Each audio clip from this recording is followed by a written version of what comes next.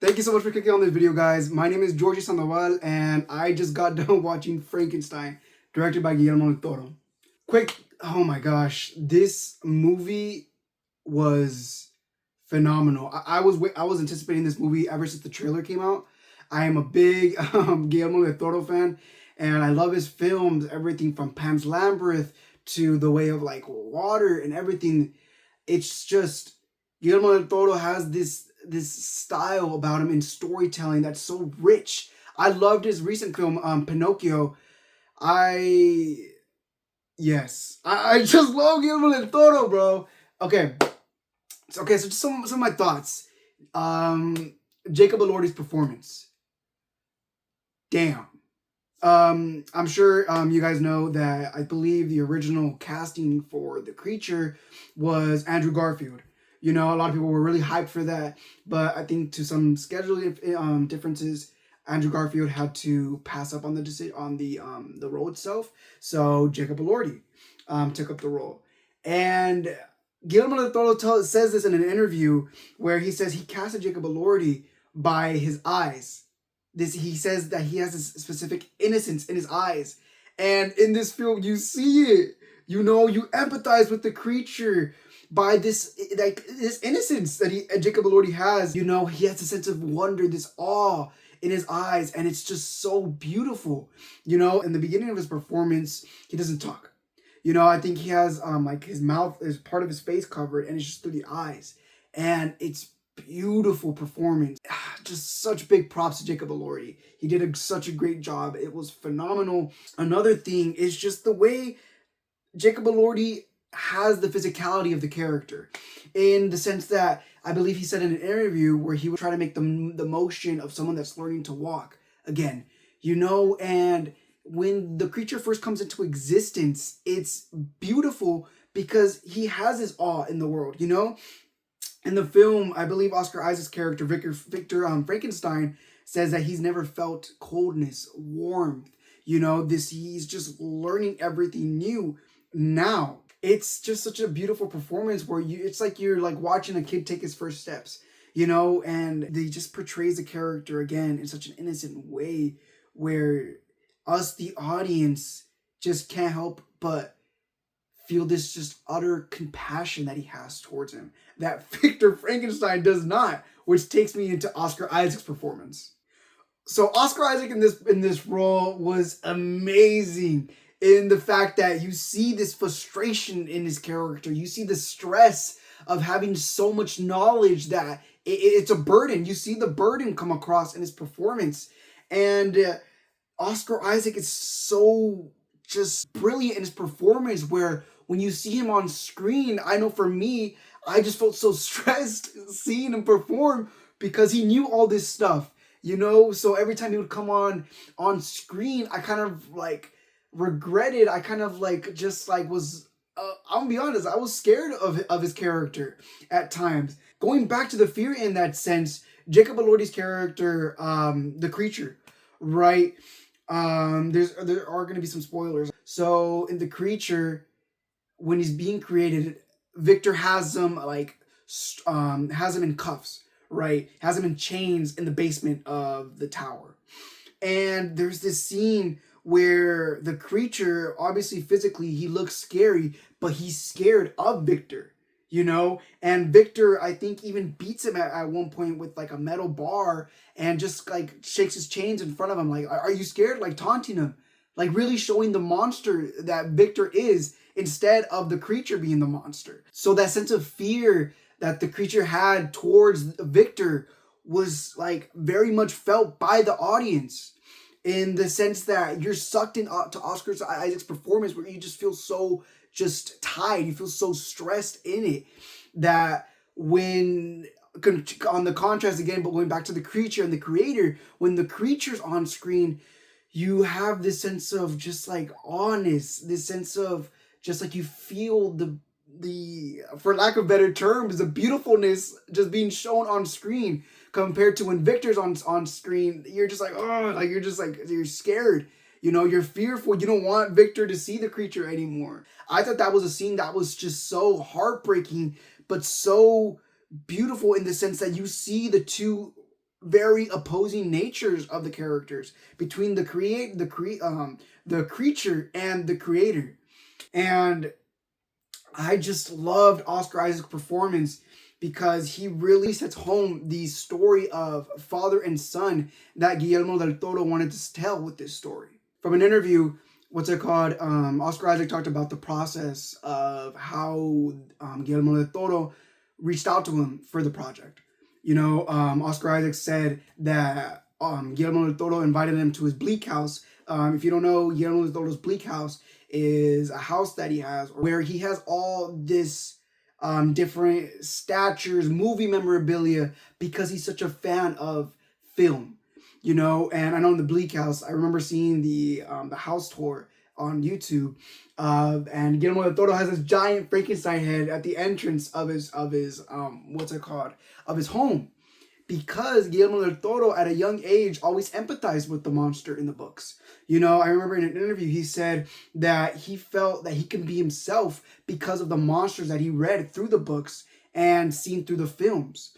And I just thought that was so beautiful, because he even goes on to later say that when he was 11 and read the book, that he told himself, I'm going to make this film. So flash forward to years out later that we're here now, being able to see the film Frankenstein. And I think it was just such a beautiful film in itself. And going back to the conversation that Oscar Isaac had with Guillermo del Toro, they talked about, like, for hours and hours, Oscar Isaac says in the interview, about their lives, about fatherhood. And at the end of the conversation, basically, Guillermo del Toro tells Oscar Isaac, I want you to be my Frankenstein. And just as they're attaching itself to the father-son relationship is just, you can completely see it in Oscar Isaac performance and Jacob Elordi's performance in itself. So the performance of Jacob Elordi and Oscar Isaac were so phenomenal in really going to show the difficulties of a father and son relationship.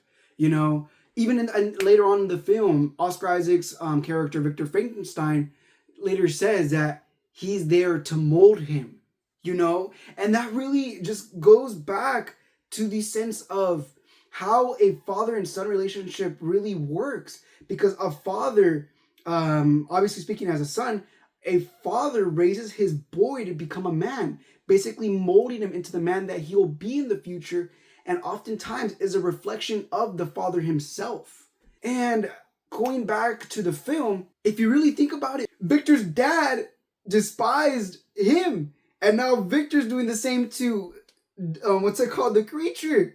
So when that hit me, I was like, oh my gosh. So that sense of father-son relationship really hits home and really is driven across to the character, to the audience. Because at the end, Victor Frankenstein, basically on his deathbed, is telling the creature, to forgive him. He finally sees his ways of his life and asks for him to forgive him, and tells the creature. The creature goes on his own journey, and it's beautiful the way it's put into Victor's story and Frankenstein's story. So we get to see both. And basically at the end, the whole story shows the story of how they ended up to where they are now, and then at the end picks up to the present tense, right? And we realize that the creature can't die. In the film, he says that for a second he felt silence, and the silence being death, until he says in the film, don't quote me on it, but he basically says something along the lines of, then he's woken up by the mercilessness of life, and so he's just tormented because he can't die, but he can't live. And at the end, when he's accompanying Victor by finally forgiving him, Victor tells the creature to, if you can't die, then make the most out of it and live, And by the creature forgiving his father, the creator, Victor, he finally lets go of that resentment. And he even says he can finally be human. They can finally be human, both of them, And the film is beautifully ended on the scene of the creature walking to the sunset, after being let go by the captain of the ship, which is a whole different another thing of the captain. And when I know you're seeing in the trailers, when the creature comes onto the boat, he's attacking all the sailors and everything. But at the end, the captain shows him mercy, shows him compassion, and lets him go. And as an act of what's it called, giving back to him, being the good man that he is, he gets the boat unstuck from an iceberg and lets them go back into the ocean.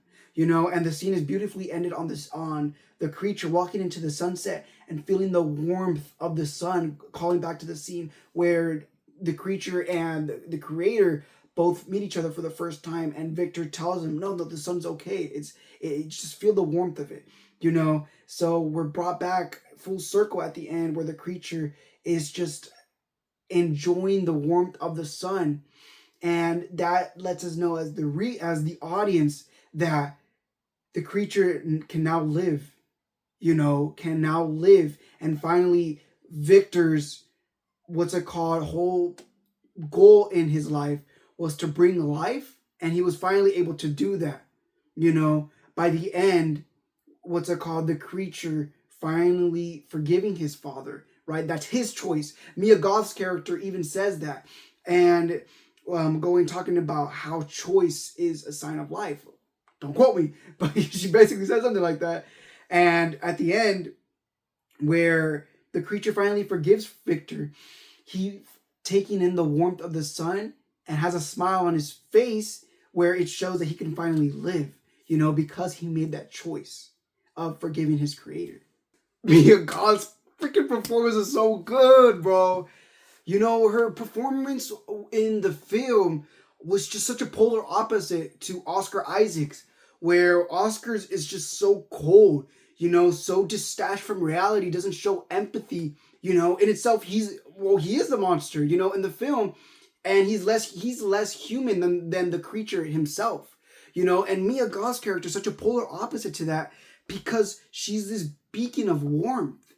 She's the only character, she's the only person that shows empathy, that shows care to the creature. And Mia Goth's performance is so just phenomenal in that sense, where you can see that, you can see the way she just performs, that she delivers the dialogue, she puts everybody else in their place, and when she's talking to the creature, she feels just like her performance just comes off across so empathizing and so loving. Even in the scene where the creature's in the basement and she meets him for the first time, she's the first person to show him that empathy, to show him that warmth, and I just thought it was so phenomenal, where I loved when she would put Victor in his place, it was just such a good performance. And even in the sense of where her performance, her character in itself, the way she portrays it is just so out of her time, in the sense that everybody else around her is just so self-focused, just so